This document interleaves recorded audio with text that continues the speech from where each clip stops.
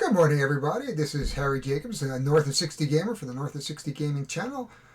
I'm here drinking some coffee and thought, just before I jump into work for the day, because I have a slate full of meetings, it's bright and sunny out, the dogs have been out, I thought, let's spend a few minutes and just have a chat and maybe see what's on my desk that's come in the last week or so. And I'm not going to unbox, maybe I will, but let's just take a look at some of the things that are going on.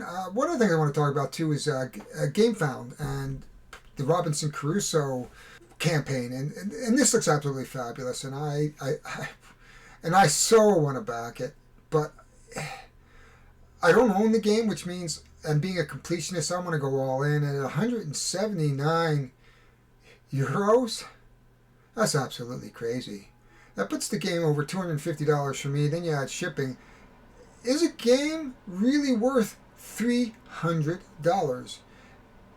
If you're one of my subscribers and wants to help me solve this issue, please put something down in the comments. If you're not a subscriber, please like or subscribe to the channel and then put something into the comments. But I really would love an answer to this dilemma of how much is too much to pay for a game. Now, I get it. Now, I bought into Hero Quest, so you know what? That was $250, man.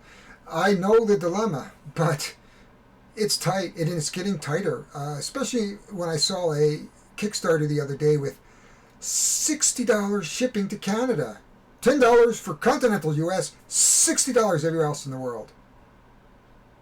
Now the game looked pretty cool. Don't get me wrong, but $60 for shipping? Wow, it's just getting to be too much. Our platforms beginning to out-use their usefulness. What I mean is are these big manufacturers coming in with these big games going out to Kickstarter now because it's the fear of missing out? Like the company that does Robinson Crusoe, they're big. Why don't they just go out and publish it and put it out to the FLGS? Kickstarter and now GameFound are just marketing ploys to grab more of the money before it goes to retail. Yes, there's plenty of beautiful things in deluxe versions, and I buy into this too. I back Kickstarters. I got 3 more coming back waiting to close at the end of this month, but I'm out of money. And that's the reality of it. But, all I can do is sit back and sort of try to influence people to say, spend your money wisely. Don't buy into the fear of missing out just because somebody says, this is super deluxe, you must have it, and then get something that was like, eh. Now, I know Robinson Crusoe is really cool, but I have been caught a couple times with hype, and they're sitting on my shelves over there. Actually over there, but the screen shows things funny. And never been played or if I've played them, it's like, ew, I spent $150 for this. I'm getting far more careful now, especially as a content creator now. I really want to concentrate on smaller games, I think. Easier to play games that are fun, not big thought games where, like Dune Imperium. I played that on the weekend, amazing, loved it. Played Enchanters.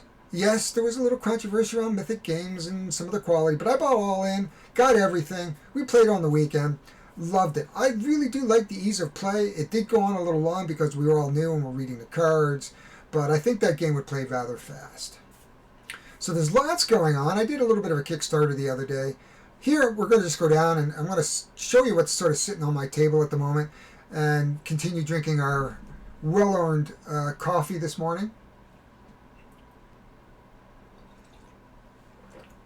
When you have 6 dogs at 4:30 in the morning wanting to eat, yeah, the day starts really early.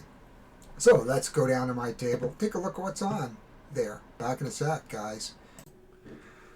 I really do need this coffee. I just spent 10 minutes talking about all this stuff that I'm going to show you and realized that I did not turn the video camera on. Yeah, excuse me for a sec. Take 2. So anyway, the first thing I showed you what I'm going to show you again are these. Anybody who is a Dice Throne fan, you need these. They came off Etsy. You can find them on Etsy. Listen to them. Clink. Oh my gosh. Quality of life, folks. Quality of life. Each one, I've got 2 seasons worth. So each one of the characters are here. You can see there's tons. High quality, multiple colors. Oh my gosh. The game will never be the same. So again, these are for Dice Throne Adventures. I just got these. They are expensive. I think they were about $50 a season, but worth it. Oh my God. Quality of life, folks. Quality of life. Oops. Sorry about that. I hit my camera here. There we are. Just to show you I have coffee. The first thing I want to talk about is Ruins of Deathbinder. I did play this. I did a video. Please check it out. I did a run through of the first level. It's a fun game. It is Slay the Spire, basically in board game form. If you like Sanctum, and they call Sanctum a Diablo type game, this is Slay the Spire. It is a roguelike dungeon. Though the path is always the same, the events and what goes on is always a little bit different. You have a deck deconstruction idea. You basically only have magic and melee. They have effects. And you lose cards out of your deck as you go through, eventually hoping that you can get to the boss with your life and with enough cards to keep going down the dungeon. Fun game. I played it. I would highly recommend it. I'm just going to put that off to the side. Next up, Marvel Champions.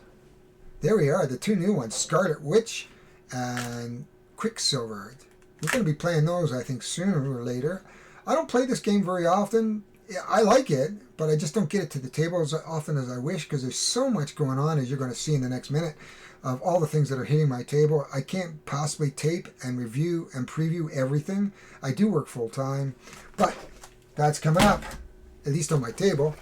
This one I'm interested in. This takes place in a Mayan or an Aztec secrets city that's discovered by Alejandro Valla.